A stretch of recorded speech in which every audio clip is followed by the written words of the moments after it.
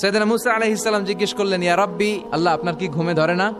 আল্লাহ বললেন, কোনো কথা বলা যাবে না, দুইটা গ্লাসের ভেতরে পানি নাও, পানি ভর্তি গ্লাস নিয়ে তুর পাহাড়ের উপরে দাঁড়াও। সাইয়েদনা মুসা আলাইহিস সালাম দাঁড়ালেন। আল্লাহরে আবার জিজ্ঞেস করলেন, আল্লাহ আমি জিজ্ঞেস করলাম কি আর আপনি করতে বললেন কি? আল্লাহ বললেন, কথা বলো না, যা বলেছি তাই করো। তো মুসা আলাইহিস সালাম কিছু বলতে পারে না, পানি নিয়ে দাঁড়িয়ে রইলেন। মুসা আলাইহিস সালামকে আল্লাহ বললেন, তুমি দাঁড়িয়ে থাকো আর ঘুম রে বললেন, ঘুম তুই মুসারে ধর।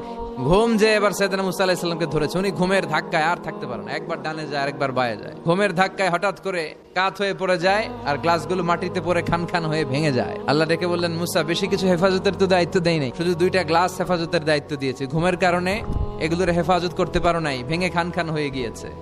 আমি যদি তোমাদের মতো ঘুমিয়ে যেতাম তাহলে পৃথিবীর সাথে সূর্য লেগে, সূর্যের সাথে চন্দ্র লেগে গোটা মহাবিশ্বটা এভাবে গ্লাসের টুকরার মতো খান খান হয়ে যেত রে মুসা। এজন্য লা তাখুযুহু সিনাতু ওয়ালা নাওম, আমার ঘুমেও ধরে না, ঘুমের আগে যে তন্দ্রা আসে ওইটাও ধরে না।